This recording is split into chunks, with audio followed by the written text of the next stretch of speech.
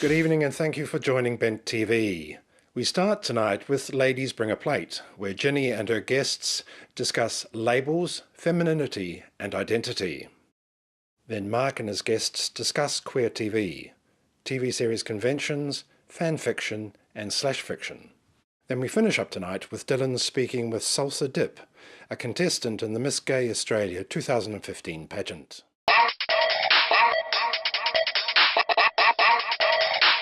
Y'all need to watch on the y'all damn nuts. Good evening, Melbourne and Geelong. Welcome back to another episode of Bent TV with Ladies Bring a Plate with Ginni Saraswati, Anne Kenneally, Megsy Smith and Lisa-Skye. Almost forgot your name there, Lisa. It's so bright and vibrant. Discussing all the hot topics here with the ladies. Now, this segment's called Ladies Bring a Plate. Unfortunately, all of us failed. Didn't bring the food, didn't bring anything really. We kind of left it up to the Bent TV people here.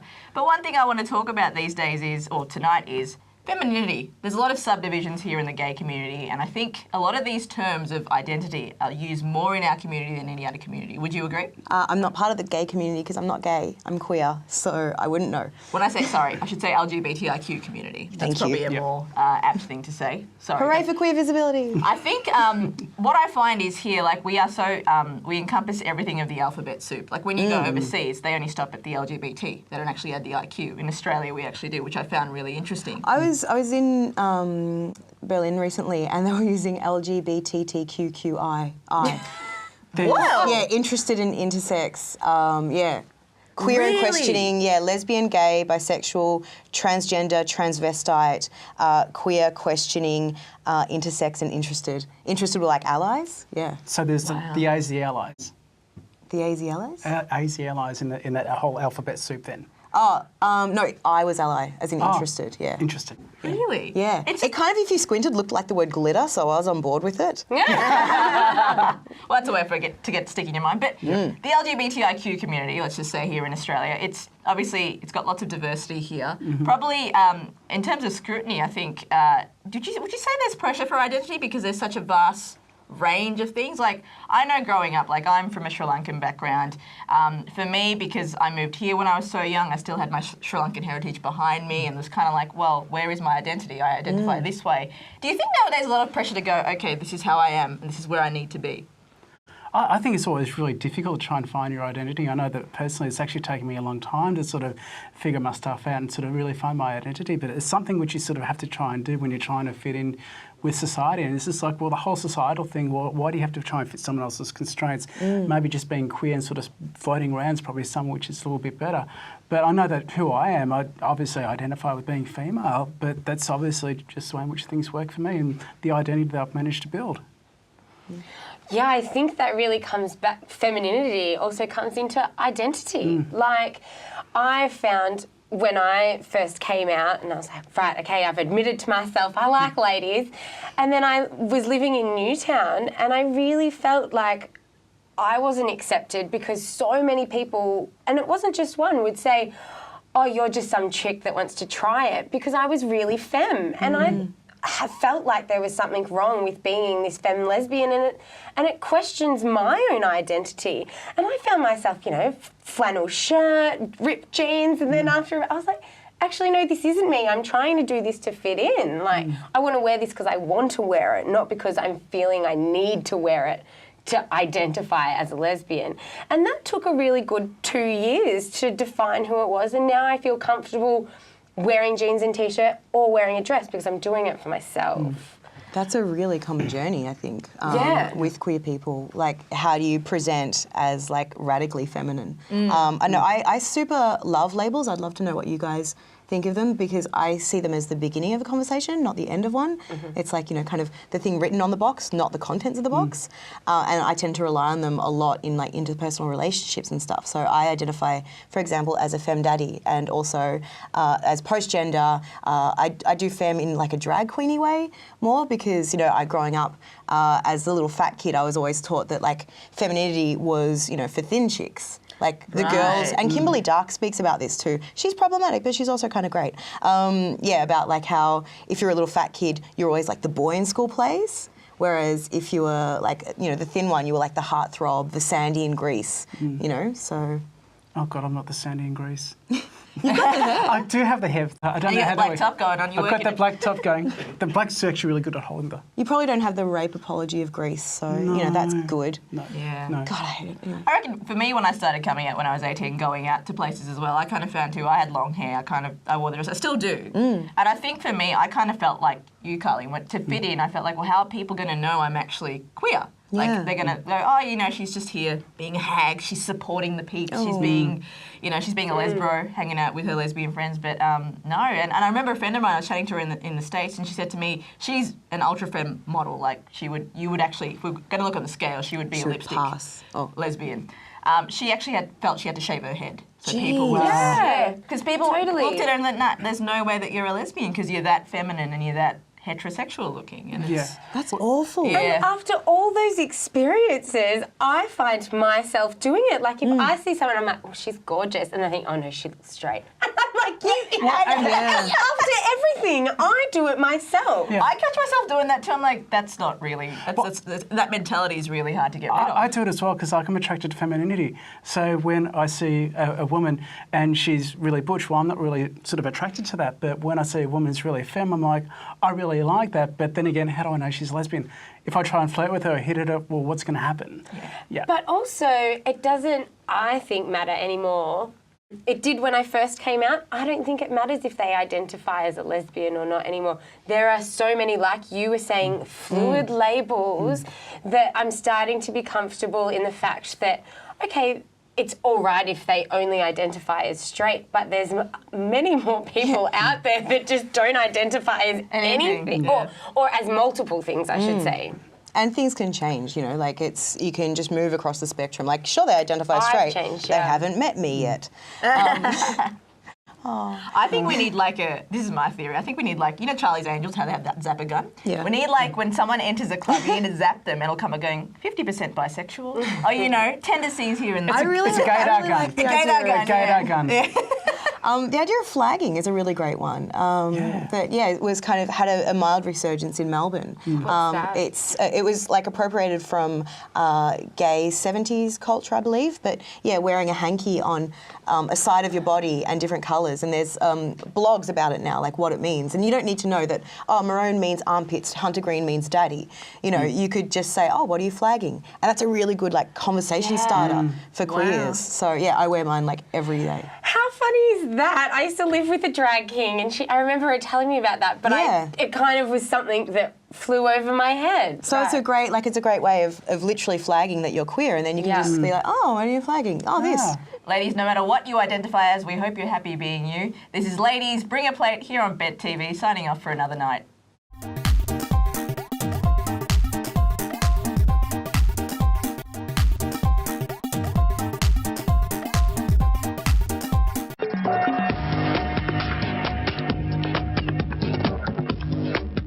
Hi, I'm Mark Hadden and you're on Bent TV and we're talking about queer TV and what maybe offshoots of queer TV as well. And joining me today, I've got Hayden and Judy. Thanks, guys, for joining me. Yeah.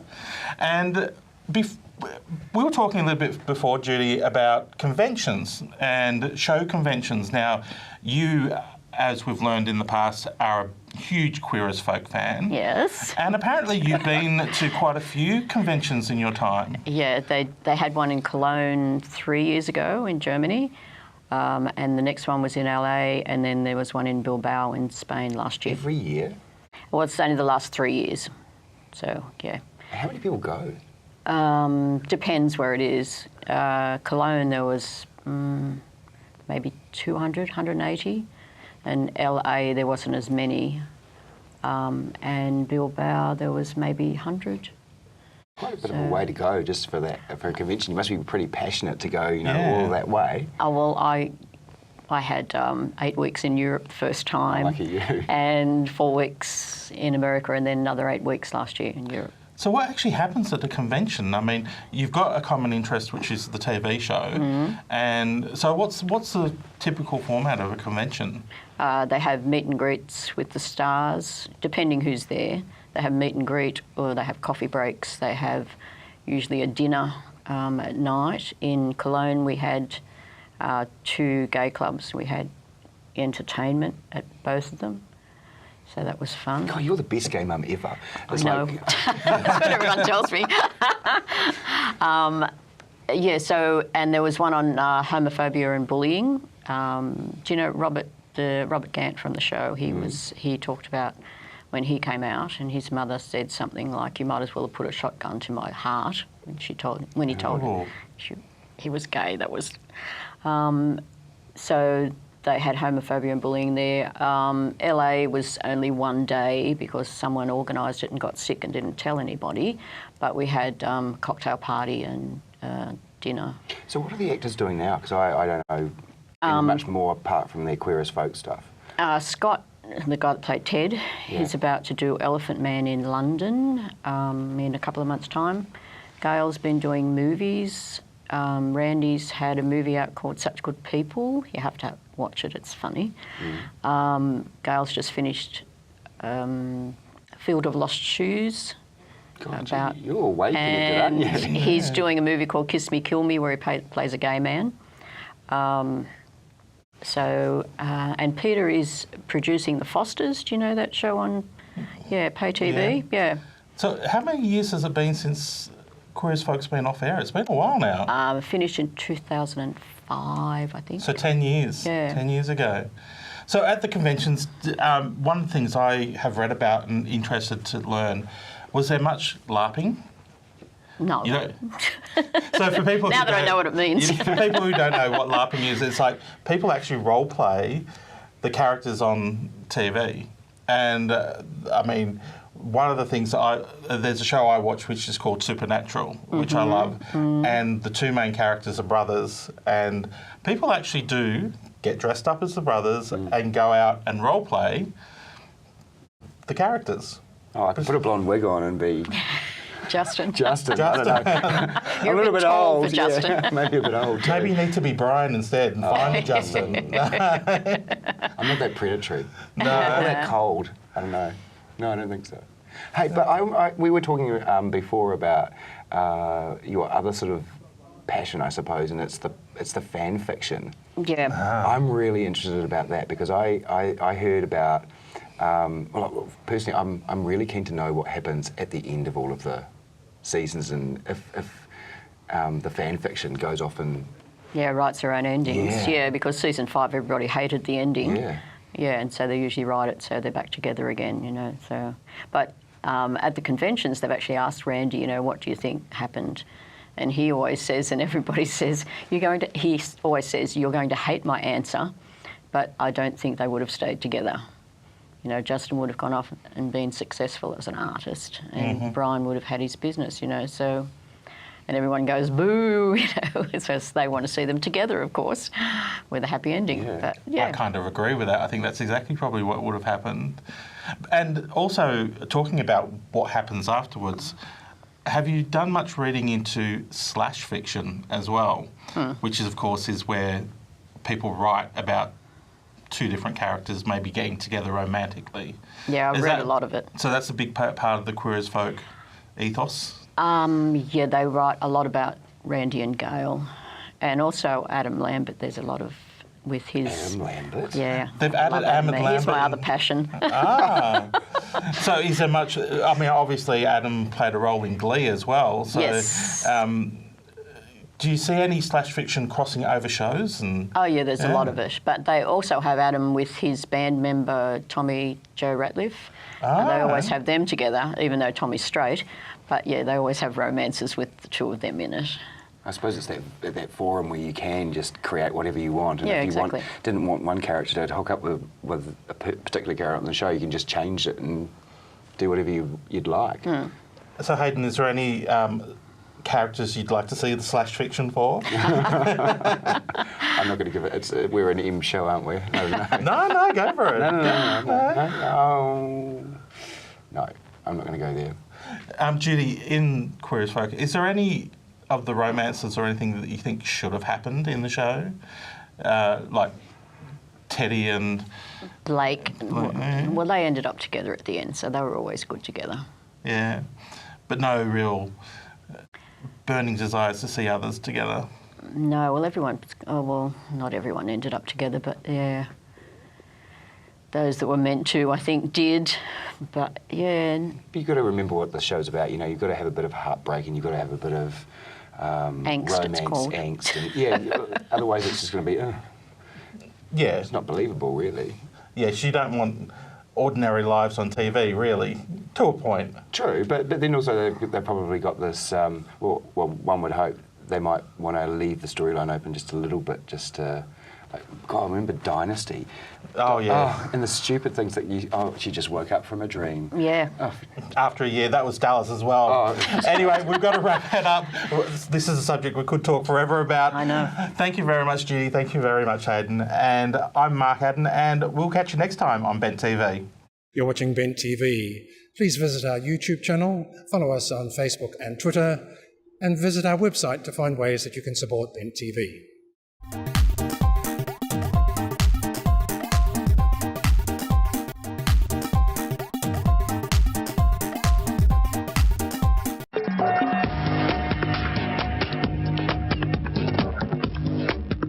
Hey, you're watching Bent TV. My name's Dylan Adler, and it's an absolute treat getting to kick back with you tonight. Welcoming to the Bent TV studios is the one and only Salzza Dipp, who is part of Miss Gay competition, the pageant. Welcome to Bent TV. Thank you for having me. Oh, well, thank you for coming by. What made you want to get involved and be one of the pageant contestants for Miss Gay? I believe it's a great avenue for people to be yourself, be able to express yourself, and also showing a loving environment of just being able to compete, but also helping others to feel comfortable and be themselves, but also, you know, step out the box a little bit and experiment. Yeah, and it seems that, like, when I was looking at some of the photos from previous years in the competition, it seems that the wilder the style, the more fun that you'll have when it comes to some of the costumes. And you know, right now you're repping one of my favourite ethoses, which is the bigger the hair, you know, the closer you are to heaven, Exactly. which I absolutely love. What's your favourite part about some of the costumes and getting ready for some of the portions of the pageant? Well, I guess that the section for the talent section, for me, that's my favourite part because I get to show my talent and just express my talent and express what I'm good at, you know, just having fun and, you know, getting out there and just, yeah, making, you know, my costumes for that number and preparing that number. It's a big joy. And then getting out there and just rocking it, so yeah. Yeah, how much preparation goes into working out like what you'll be doing for your talent and then the costume as well? Well, I guess you can say that it takes a few months, preparation, mental preparation, and also actual physical preparation. Like, depending if you're getting costumes made or you're making your own costumes, beading, embellishing, or possibly, you know, like having hair done as well. It's a whole process and it's a big process. People don't know how big it is. It sounds pretty intense. Now, what's your talent that you'll be demonstrating at the pageant? Well, my talent is pretty much just having fun. Which a lot of people can't have fun these days. You know, their heads are too far up their own backsides to be able to like stop and like have fun. I'll be honest with you. I'll be honest and controversial. At the moment in the gay scene, it's very bitchy, and it's all about you've got to look a certain way, and if you don't look a certain way, you don't fit in. If you don't conform to their standards, you're not part of their group. So, and it's very cliquey at the moment. From what I was told, it used to be very cliquey, but it was a lot more community, a lot more loving, and a lot more accepting of people. And you know what, I can agree with that to an extent. You know, not looking like like you fit a certain mold, and then you can't sit with us. But looking at your talent, you know, you saying that you wanted to have that you have fun. That's part of your talent. What are some advice and what's some tips that you could give to somebody to have more fun in their day-to-day life? Just go out there. Just be yourself. You know, at the end of the day, you just don't know when your last day is. you just don't know. So it's about having fun, about enjoying life and being yourself. Stand out. Who cares if you stand out? Just be yourself. Yeah, I like that. I think I can influence some of those ideas into my own life. When you're looking at, I guess, your journey so far through the pageant, what have been some of your favourite memories? Coming third, that was an honour for me last year. I felt like I'm actually doing something right. And also getting best in talent as well. That was an honour. There was just so much love and I just felt amazing. Yeah, what sort of advice do you give to somebody who is thinking about possibly entering next year's competition for Miss Gay? Mm-hmm. What's some advice and what's some info that you could give them going into the competition? Well, as a Miss Gay contestant, you've got to have a thick skin. Make sure you build rapport and relationship with the other contestants. It's not about winning. Winning's great, but it's more about just having fun and going out there and just doing your best and being the best you can be as a human being and as a performer. Because drag itself and performing arts, to me, I see it as a self-expression, and it's about giving love. It's about loving and caring for others. And if you're not doing that,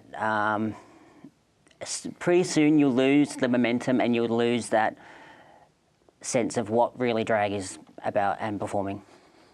If there was a part of the competition that you could change so it's more geared to your personal strengths, what would you put into the competition as a certain as a part of the pageant? That's a hard one.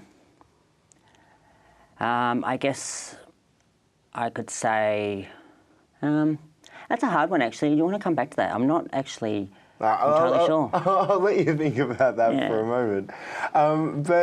While you ponder over that, is how much practice goes into coming down to, like, say, answering, getting the walk right, and moving, like, being able to come across as, a brand, I guess. How much practice goes into that when you're going into the competition, and how much training goes into that as well? We don't have too much training for this pageant, as as Geisha has said, and we're still building the pageant and still trying to build a brand on the pageant. So at this stage, it's just about being confident. And if you're confident and you can walk in heels, that's pretty much it at this stage.